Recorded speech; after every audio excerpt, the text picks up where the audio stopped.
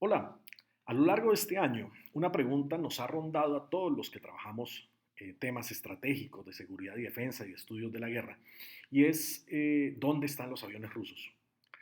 Preguntarnos por qué Rusia no ha logrado la superioridad aérea en la guerra con Ucrania, superioridad aérea, entre otras cosas, que le hubiera venido de mil maravillas para las operaciones terrestres. Esta pregunta tan importante me tardó prácticamente todo el año y largo que lleva la guerra en Ucrania.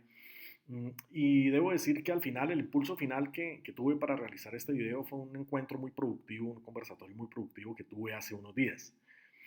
Pero también debo decir que responder esta pregunta me llevó cuando menos a dos conclusiones de entrada. Y es decir que a un año y largo de la guerra todavía no conocemos cuál es la doctrina rusa de hacer la guerra desde Occidente, todavía no. Eh, un momento me voy a referir a ello. Y la segunda conclusión es que para respondernos a esta pregunta de dónde están los aviones rusos y cómo se ha peleado la guerra en los cielos ucranianos, realmente la discusión debe ir más allá y la discusión debe encaminarse hacia la necesidad de reinterpretar, de comprender de una manera mucho más amplia cómo se puede definir la superioridad aérea en la guerra contemporánea. Son cuando menos los dos elementos básicos que me encontré cuando quise responder esta pregunta de dónde están los aviones rusos en la guerra en Ucrania. Para ello, vamos, o los invito a que me sigan en este video, que pretende ser muy corto en función de tanta información que hay al respecto. Para ello vamos a trabajar cuatro elementos. En primer lugar, un contexto estratégico de lo que los rusos piensan que es la guerra aérea, fundamentalmente, que es más bien una introducción. Un segundo elemento, que es una descripción general de las capacidades aéreas de Rusia. Un tercer elemento, que es el empleo del poder aéreo ruso en Ucrania. Y unas conclusiones finales. Sin más demora, entremos entonces en el desarrollo de esta agenda. En primer lugar, el contexto estratégico de la guerra aérea para los rusos.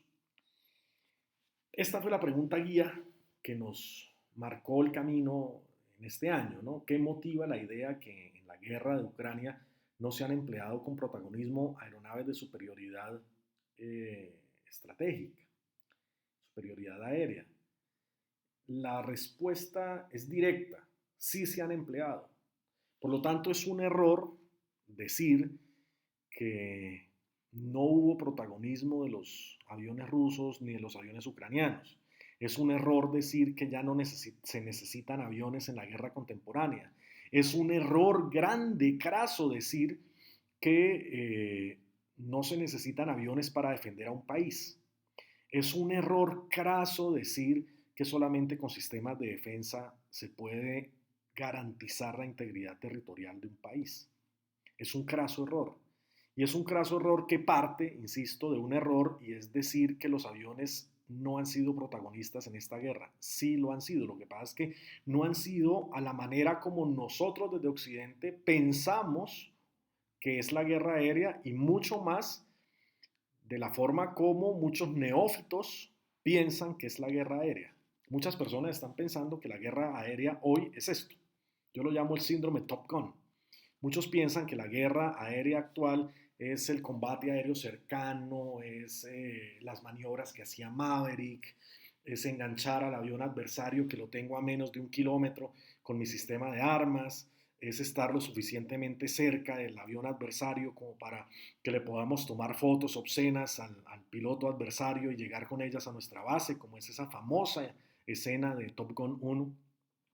Esta película es tremendamente interesante, es tremendamente emocionante, pero ese no es el combate aéreo. El combate aéreo no se pelea así. Y si alguien toma como referencia Top Gun para llegar a una conclusión de lo que es el combate aéreo, pues hombre, está tremendamente desenfocado. ¿Qué piensan los rusos de lo que es la guerra aérea? Lo primero es que tienen un carácter diferencial, ¿sí? No es ni van a emplear las mismas capacidades aéreas en la guerra A o en la guerra B o en la guerra C. Cada guerra nos ofrece un ambiente operacional diferente. Y el ejemplo de contraste más claro es la guerra o la participación rusa en Siria. En Siria, Rusia no se enfrenta a un adversario, en este caso las milicias del Daesh y las otras milicias que habían en Siria, que tengan sistemas de defensa antiaéreos robustos, que tengan fuerzas aéreas como sí las tiene Ucrania. Por lo tanto, la manera en que los rusos emplearon su poder aéreo y sus aviones en Siria fue mucho más amplia, fue mucho más generosa, fue mucho más robusta de lo que las va a emplear en Ucrania. Vuelvo y digo, el Daesh no tenía una fuerza aérea. Sí tenían tal cual sistema de misiles tierra-aire, que de hecho derribaron algunos aviones rusos en su momento, pero pues no va a ser en el volumen y con la fuerza y con la importancia como los que tiene Ucrania actualmente. Entonces, poner de comparación la fuerza aérea, la manera como se comporta la fuerza aérea rusa en Siria frente a la manera como se comporta la fuerza aérea rusa en Ucrania, ponerla en la misma balanza, pues es una tontería. Son maneras y son entornos operacionales diferentes, son enemigos diferentes y esto implica un planeamiento diferente a la hora de emplear el poder aéreo. ¿Cómo se construye la Fuerza Aeroespacial Rusa hoy? ¿Qué doctrina tiene y cómo, hacia dónde hace énfasis, llamémoslo así, en cuanto a capacidades? Acá yo quiero, antes de arrancar esto, quiero enfatizar que llevamos más de un año de guerra y es bastante lamentable de pronto escuchar colegas que ofrecen análisis tremendamente pandos, sobre todo en televisión, con respuestas absolutamente básicas, con análisis superficiales y sobre todo tratando de interpretar la doctrina rusa a partir de la doctrina occidental. Eh, Esto nos va a dar un análisis tremendamente distorsionado y realmente no es para nada provechoso este tipo de enfoques. Hay que conocer la doctrina rusa en tierra, hay que conocer la doctrina rusa de fuerzas especiales, hay que conocer la doctrina rusa del empleo del poder aéreo, hay que conocer la doctrina rusa del empleo del poder naval en sus diferentes elementos que lo integran, que de hecho es muy diferente a la doctrina occidental, a la doctrina OTAN, a nivel organizacional, a nivel de objetivos, a nivel de organización de la fuerza, a nivel de producción de elementos de fuerza, de generación de fuerza. Es completamente diferente a la occidental y después de un año de guerra y que no hayamos hecho esa tarea realmente es bastante lamentable. Vamos entonces a conocer qué es la Fuerza Aérea Rusa, cuál es su ADN y cuál es el énfasis operacional que tiene. La Fuerza Aeroespacial Rusa, la actual, es el resultado de una fusión que ocurre en el 2015. Esta fusión integró dos componentes rusos que fueron los herederos en los años 90 y en los primeros años del 2000, fueron los herederos de esa gran fuerza aérea soviética. Estos dos componentes que se fusionan en el 2015 son la Fuerza Aérea Rusa como tal, o sea, los aviones, con la Fuerza de Defensa Aérea Rusa, o sea, los sistemas de defensa tierra-aire. Cuando esta fusión ocurre algo también que es tradicional, o nos deja ver algo más bien que es tradicional en la organización militar aérea rusa. Y es que de estos dos componentes, los aviones y los sistemas de defensa tierra-aire, tradicionalmente hablando, los que eran más robustos, los que siempre eran protagonistas, eran los sistemas de defensa tierra-aire en los rusos. No estoy diciendo que no tuvieran aviones, sí los tenían, en la Guerra Fría los tuvieron, en los años 90 los tuvieron, empezando el siglo XXI los tuvieron, hoy los tienen. No estoy diciendo que no tengan aviones, lo que estoy diciendo es que entre la Fuerza Aérea y la Fuerza de Defensa Aérea era más robusta la Fuerza de Defensa Aérea, o sea, los sistemas de defensa y de negación del espacio aéreo ruso, eran mucho más robustos. Esto tiene una explicación práctica, y es que Rusia, el espacio ruso es muy grande. Son millones y millones de kilómetros cuadrados. Hay 8 usos horarios entre un extremo ruso y el otro. Y usted solamente a punta de aviones no va a poder defender su territorio. Entonces los rusos confiaban más en sistemas de negación de espacio aéreo para fuerzas adversarias, o sea, sistemas de defensa tierra-aire, o sea, sistemas de defensa aéreos. Por esa razón, cuando estas dos se fusionan en el 2015, el resultante, que es la Fuerza Aeroespacial, va a ser más robusta, va a heredar esa robustez y va a ser más robusta en los sistemas de defensa aérea. ¿Sí? Vuelvo y digo, no quiere decir que no tenga aviones, tiene aviones muy importantes, muy potentes, ¿no? Evidentemente. Pero hay que tener claro esto, hay que partir de esta base. Hay otra cosa muy enquistada en el ADN militar ruso y es que finalmente ellos veían los aviones como una especie de proyección de la artillería. Y eso también está muy metido en el ADN militar ruso. Los rusos son artilleros en esencia, ¿sí? Desde la Segunda Guerra Mundial, son artilleros en esencia. En parte, en algún momento incluso llegan a emplear no solamente el poder aéreo, también el poder naval en acompañamiento a esta acción artillera. Eso es algo típico en los rusos. Entonces, con estos dos elementos, vemos o podemos comprender que la Fuerza Aeroespacial Rusa del 2015 va a tener un mayor peso es en esos sistemas de defensa aéreos, más que en aviones. Bien. Ahora, si lo miramos un poco más en detalle, el sistema integrado de defensa aérea rusa, esto es un poco más en detalle, tiene efectivamente aeronaves de bombardeo nuclear estratégico, aeronaves de superioridad estratégica, aeronaves de superioridad operacional, pero el resto de los componentes son heredados de esos sistemas de defensa aéreos. Aquí mismo lo vemos. ¿Dónde está el énfasis? ¿Dónde está la robustez? Pues en los sistemas de defensa aéreos rusos, esos sistemas que permiten hacer negación del espacio aéreo desde Rusia. Si lo vamos a ver en detalle, en un ejemplo operacional, ¿cómo se puede construir un sistema integrado de defensa aérea ruso en el plano operacional? Cuando menos con estos cuatro elementos. Batería SAM, aquí hago una precisión, SAM no es un tipo de misil. SAM lo que quiere decir es que se trata de misiles tierra-aire, ¿sí? Esa es una abreviatura. Hace unos días escuchaba a un experto en una entrevista eh, hablando de los sistemas SAM como si SAM fuera un tipo de misil. Obviamente eso es un ejemplo de lo que les mencionaba antes, de nuestro desconocimiento, incluso en los sistemas de armas rusos. SAM no es un misil, es una abreviatura que dice misil tierra-aire. Baterías SAM en una línea de defensa táctica, baterías S-400, ejemplo, este es un ejemplo en una línea de defensa operacional, sistemas Panzir, que es un complemento, ya les explico por qué a las baterías S-400, y obviamente un componente aéreo, en este caso con el Su-35 Flanker, que hace una defensa general del área y desde esa área va a ser un ataque seguro a los blancos enemigos. Eso visualmente, ¿cómo se puede ver? Aquí quiero empezar a emplear el puntero láser y eso se puede ver de la siguiente manera. Los sistemas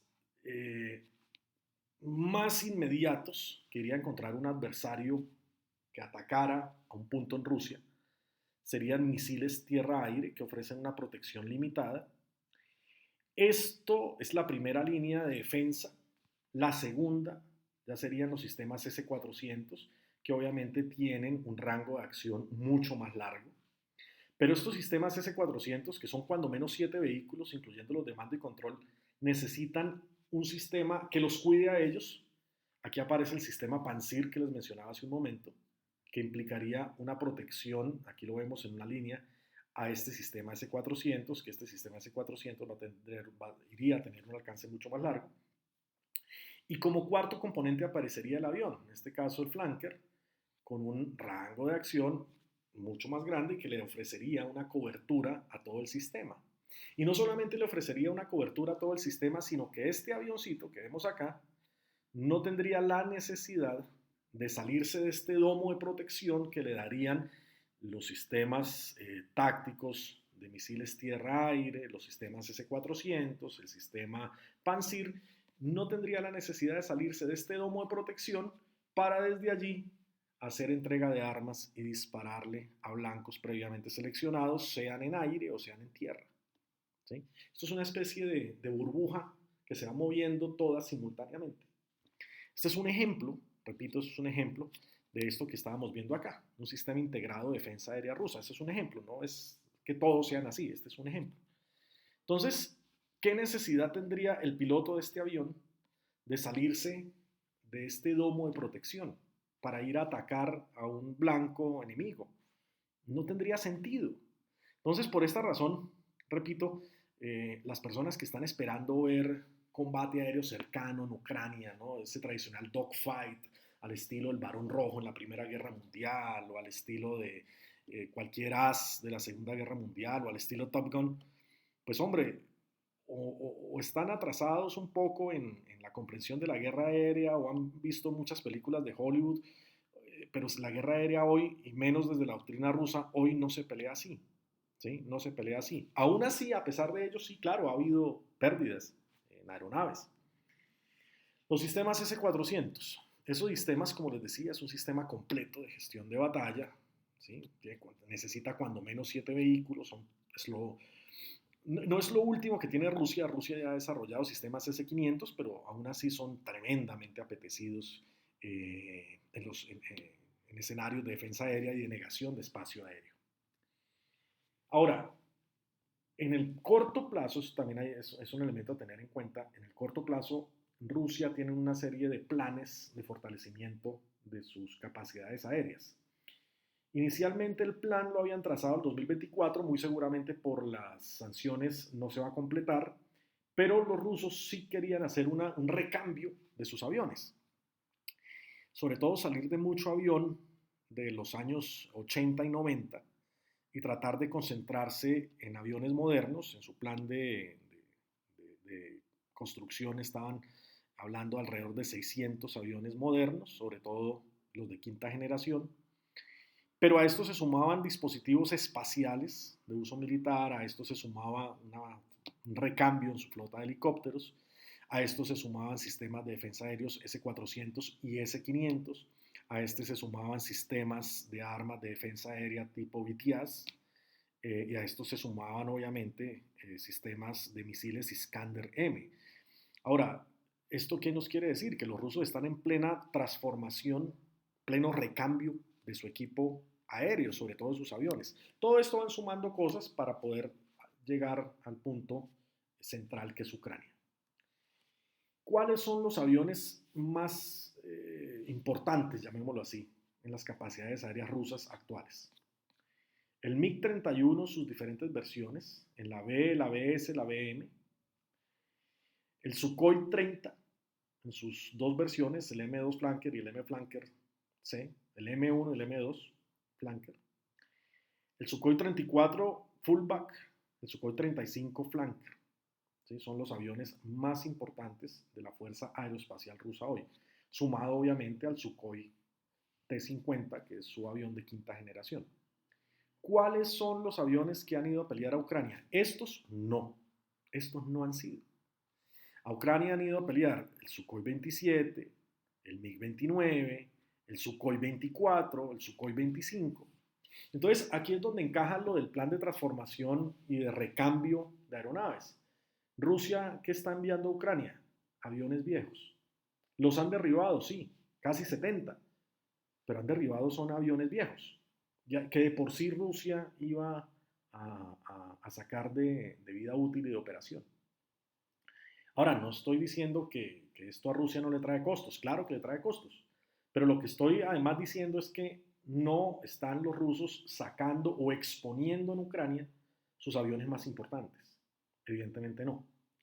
Hay otra cosa a tener en cuenta y es este elemento, y es que después de los 90, que la Fuerza Aeroespacial Rusa también hace un ajuste, y más en el 2015 cuando nace, producto de la fusión que les mencioné hace un momento, varias aeronaves de importancia estratégica disminuyen en número. Por ejemplo, los tanqueros, de casi 70 aviones tanqueros, Rusia en este momento tiene 15, tan solo que para abarcar su espacio aéreo son relativamente pocos.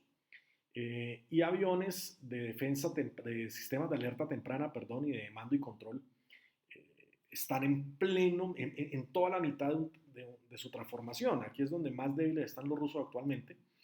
El A-50, que es el que estamos viendo a la izquierda, se iba a reemplazar por el A-100. Este A-100 iba a estar operacional supuestamente en 2022. A todas luces no se va a lograr esta meta. Entonces, aquí también los rusos tienen cierta debilidad. Entonces, volvemos al punto. ¿Para qué exponer, dirían los rusos, para qué exponer sus aviones principales? O sea, no tiene sentido, no tiene sentido. ¿Cómo está distribuido el poder ruso? Como lo hemos visto en otros videos, hay algunos distritos militares rusos. Rusia distribuye su territorio en 4 grandes distritos militares. Los que tienen protagonismo en Ucrania es el occidental y el sur. Cada uno de ellos tiene una fuerza aérea específica que está hoy interactuando en Ucrania. La del distrito occidental, el cuartel general está en Voronezh y la del distrito sur está en Rostov del Don.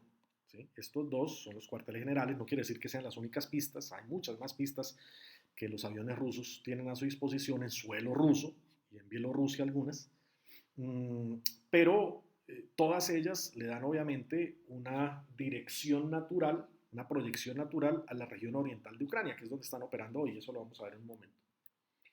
También la base aérea de Diaghilevo, muy importante porque este es el cuartel general del Grupo de Aviación de Reabastecimiento de Combustible, o sea, lo que permite la operación en cuanto a combustible, obviamente, de todo este sector, sobre todo esos 2 cuarteles generales y sus aeropuertos que están operando en Ucrania, que sin embargo está relativamente lejos, son alrededor de 600 kilómetros mal contados, 300 millas.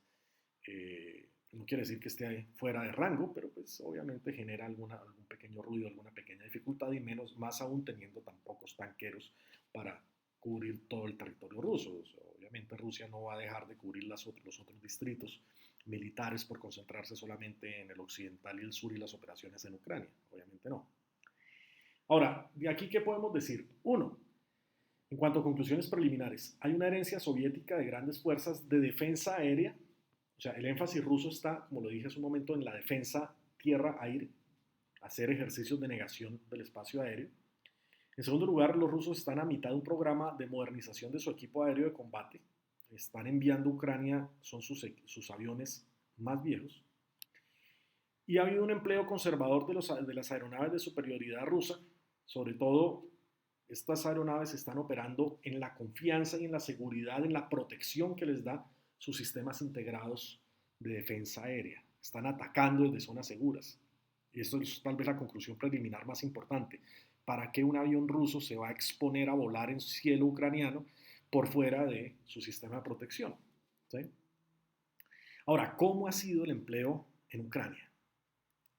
Para ello hay que entender que hay 2 etapas en Ucrania.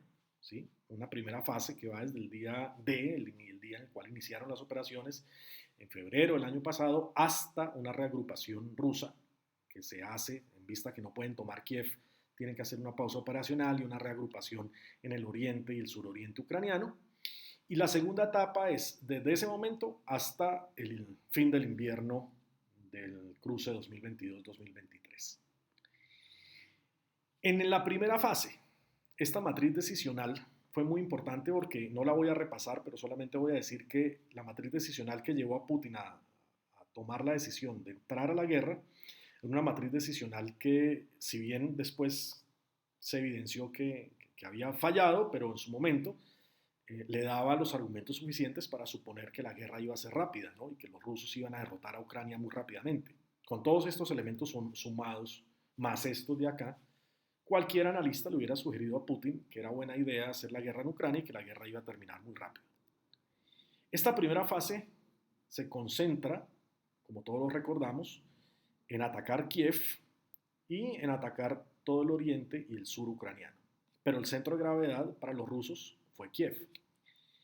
En este punto de la guerra se emplearon aviones, claro.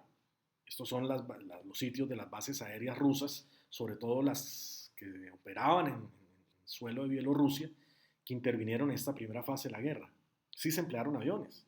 Es más, no solamente se emplearon aviones, una gran batalla se dio por este aeropuerto, el aeropuerto de Hostomel, muy cerquita de Kiev, que fue un punto de inflexión porque los rusos no lograron tomar este aeropuerto, lo cual les hubiera permitido tener un abastecimiento a sus tropas mucho más cerquita de Kiev para un posible asalto a la capital de Ucrania. Entonces sí hubo empleo de aviones, sí hubo combates, sí hubo intento de tomar este aeropuerto. Ahí los rusos expusieron un poco más sus aviones porque los sistemas integrados de defensa operacionales pues no estaban totalmente desplegados, entonces no podían hacer cobertura a sus aviones como ellos hubieran querido. Entonces sí hubo protagonismo de los aviones en esa primera parte. ¿Cuál fue el punto? Que como lo veíamos con la matriz decisional, se presumía que esto iba a ser una acción rápida, pues los rusos no llevaron a fondo, no emplearon a fondo, no hicieron una concentración a fondo de su poder aéreo. ¿Sí? Cuando lo quisieron hacer ya fue muy tarde. Ahora viene la segunda fase de la guerra y es desde la reagrupación, desde esta pausa operacional hasta el fin del invierno 2022-2023. ¿Dónde se han concentrado los rusos? En el oriente ucraniano y en el sur y el suroriente de Ucrania. Ahí es donde están haciendo las operaciones hasta el momento. Si miramos dónde están operando los rusos en esta segunda fase y miramos este mapa, que es el radio de acción de los sistemas de defensa aérea rusa, ¿qué estamos diciendo? Pues que cualquier avión ruso que vaya a operar exclusivamente en este corredor va a ser un avión que va a tener protección de sus sistemas antiaéreos.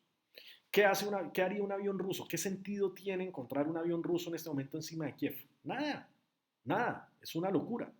Los rusos no son tontos, no van a exponer sus aviones, así sean los más viejos, no los van a exponer volando por fuera de la protección que le dan sus sistemas de defensa aérea. ¿Sí? Esta imagen es muy importante, insisto, por eso. Ahora, los cuarteles generales son estos dos. Estos dos, el cuartel general del distrito occidental y el cuartel general del distrito sur de las fuerzas aéreas respectivas rusas, tienen una proyección natural de nuevo, es a este sector oriental, suroriental y sur de Ucrania. O sea, se están traslapando muchas cosas para decir, es insensato que el avión ruso salga de ahí. ¿Sí? Y más bien, ¿qué sale? ¿Qué sí sale de esta línea de protección de los sistemas de defensa aéreos rusos? ¿Qué sí sale? Los drones, los misiles, esos sí van a atacar a Ucrania en profundidad. Entonces, si sumamos todos esos factores, ¿qué estamos diciendo?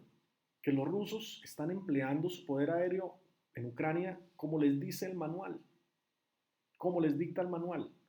Uno, sistemas de protección aéreos muy robustos, tierra-aire. Dos, el avión no sale de esa zona de protección, sino desde ahí ataca. Tiene como, los sistemas de armas le permiten atacar kilómetros y kilómetros y kilómetros atrás. Tres, los cuarteles generales de las fuerzas aéreas del distrito occidental y sur ya de por sí están inclinados hacia esa región oriental y suroriental de Ucrania. Cuatro, si algo quiere ir más allá y atacar a Ucrania en profundidad, pues tienen los drones y tienen los misiles. Y además, y súmele un 5. Y es que los aviones que está utilizando Rusia no son sus mejores aviones. ¿Sí? Son aviones que ya de por sí, en el corto plazo, en el mediano plazo, iba a sacar de servicio. Entonces, cuando uno vuelve a la pregunta de si ha habido o no ha habido protagonismo del poder aéreo ruso, claro que ha habido, lo que pasa es que ha habido a lo ruso, ¿sí? No a lo Top Gun, sino a lo que la doctrina rusa manda. ¿No? Y esto justamente lo puntualiza el general James Hecker, el comandante de la Fuerza Aérea de Estados Unidos para el EUCOM, el Comando Conjunto Europeo, en un evento muy interesante. Ahí les comparto el enlace si quieren ver la entrevista, donde él hace la comparación. Él dice, mire, Ucrania ha perdido 60 aviones, Rusia ha perdido 70. Eso quiere decir que sí ha habido, obviamente, participación de las aeronaves. El problema es que a Ucrania le cuesta más reemplazar los 60 que a Rusia reemplazar los 70. Pero estas pérdidas sobre todo ocurren en el momento, en la primera fase de la guerra, cuando Rusia intenta ir por Kiev. Después de esa fase se llega a un momento donde hay entornos mutuamente negados, o sea, Rusia no va a volar sobre Ucrania, Ucrania no tiene cómo volar dentro de estos espacios rusos. ¿Sí? Rusia en parte es porque no ve la necesidad ni la lógica para volar sobre Ucrania, exponer sus aviones, y Ucrania tendría que volar sobre sitios, sobre tierra controlada por los rusos, pero Ucrania, a diferencia de Rusia, Ucrania no tendría cómo. ¿Sí? Entonces se configuran entornos mutuamente negados. Ahí es donde el general dice sus sistemas aéreos y sistemas antimisiles integrados, especialmente cuando se habla de ir contra aviones, han sido muy efectivos, evidentemente, evidentemente.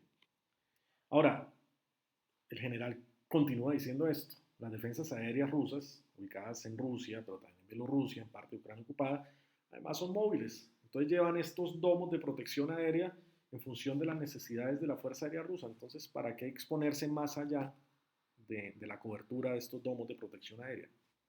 ¿Sí? Entonces, vuelvo y digo, si hay personas que están esperando ver enfrentamientos estilo Top Gun en cielo ucraniano, pues están equivocados. Y si hay personas que dicen que los aviones no se necesitan hoy, pues están equivocados, sí se necesitan. Lo que pasa es que hay que estudiar cómo se emplean. Ese es el punto. Ese es el punto. Bien, eh, hablando de conclusiones preliminares, ¿sí? Los aviones rusos están haciendo su papel, lo que la doctrina les manda. Los sistemas integrados de defensa son un factor explicativo para la dificultad operacional ucraniana. Y proporcionalmente hablando entre Rusia y Ucrania, pues Ucrania obviamente pierde más aviones proporcionalmente hablando.